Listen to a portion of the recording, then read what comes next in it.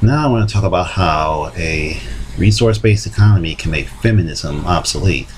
Come to think of it, an RBE can make a lot of things obsolete. And to begin with, or to begin this discussion with, this talk with, need to note that advocates of an RBE support the non-aggression principle, and that philosophy is even transferred to the actual practice of a resource-based economy. For example, in an RBE, nothing is technically illegal. For example, if you were in an RBE and you went to drive drunk, you could actually do it. But the problem with that is that cars in an RBE would be equipped with collision avoidance technology, or better yet, there would be autonomous vehicles. So you can't just drive a car because you feel like it, because the car is going to drive itself anyway.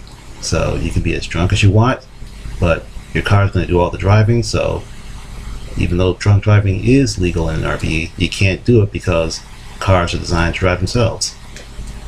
And there are a lot of similar examples to that in an RBE, or there are a lot of similar examples to that with regard to the RBE. So yeah, the non-aggression principle does apply to an RBE, as well as the advocates in the current system who support it, or whatever. Okay, with that said, I'd like to focus on how an RBE can make feminism obsolete. And with that in mind, I want to bring up various feminist-related concepts or practices that are going on now that won't be practiced in an RBE. Let's see my notes right here, and they say the first thing in that regard is that in an RBE there's no money, and as we all know, or as most of us should know, or all of us should know, whatever, feminism is fueled by money.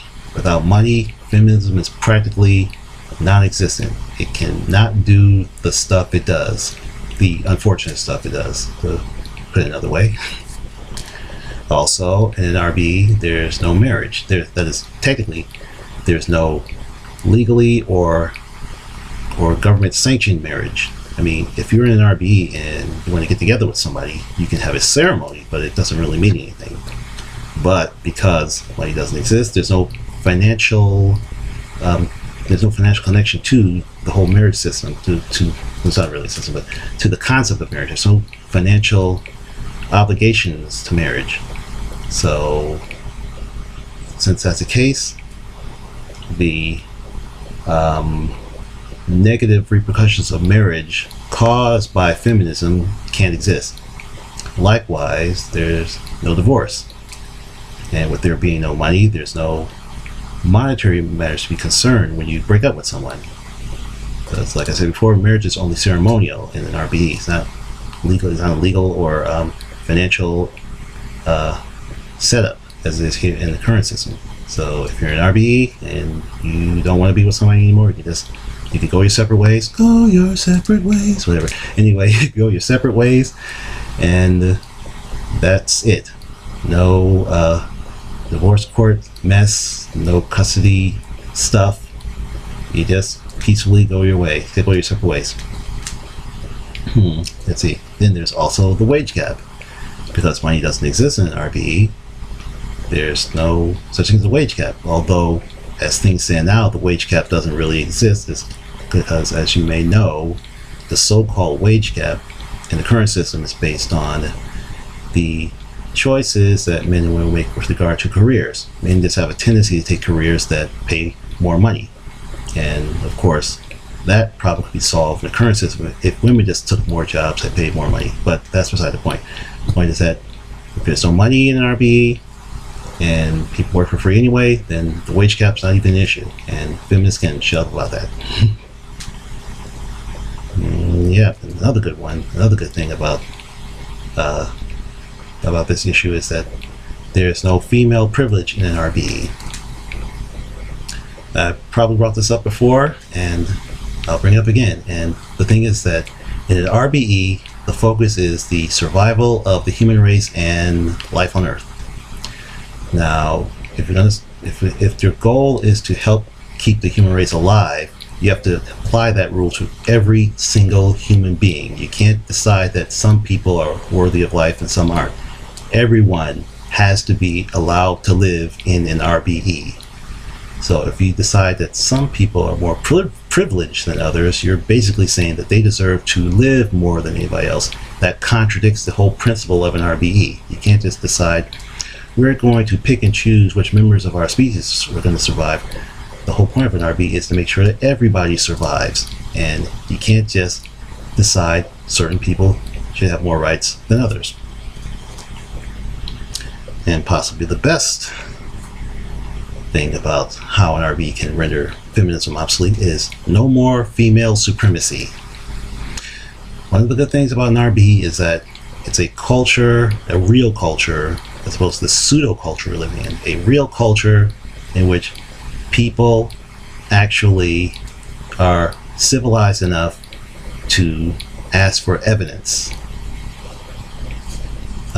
Like in the current system, people can make all kinds of wild and crazy claims and they'll be believed just like that.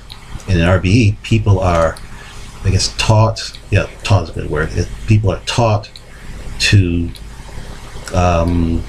be not necessarily skeptical, but to be, let's say, analytical. So if you're in an RBE and someone makes some wild and crazy claim, your first response would be to ask for proof. And if they can't give you proof, you don't believe them. And if you have the women who believe in the female supremacy or in an RBE, in other words, I doubt there'd be any, but let's say they are. You have women in an RBE who believe in female supremacy, or walking around, talking around, whatever, saying that women are genetically superior. They're going to have to scientifically prove it. If they can't scientifically prove it, people aren't going to believe them.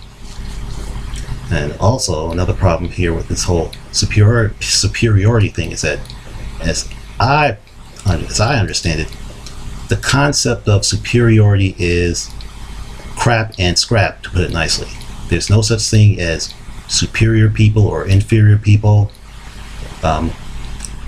It's just something, it seems to be something that more or less is derived from the monetary system, where competition seems to be the primary goal or a primary goal. You got to compete. It's like people think that everything has to be a competition, even things that aren't supposed to be competitive, like the relationship between men and women, which is supposed to be cooperative, has become competitive. So then the next thing you know, you have people saying men are superior to women or women are superior to men.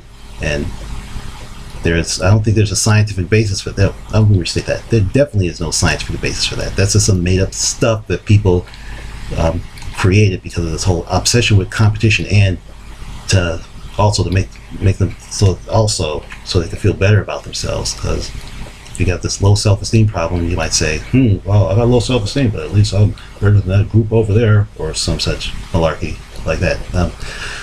I gotta say some more about this whole superiority mess. The thing about that, another thing about that is that it needs to go. But you know what? I'll talk about the whole issue of of superiority and how it's a bunch of malarkey and it's been crap and scrap or whatever in another video. But anyway, I might as well end it here because my notes don't go much further than that. So perhaps we're going to do another video about how feminism can be made obsolete in an RBE. Maybe not. But until then, or whenever, see you later. Ralph Nader.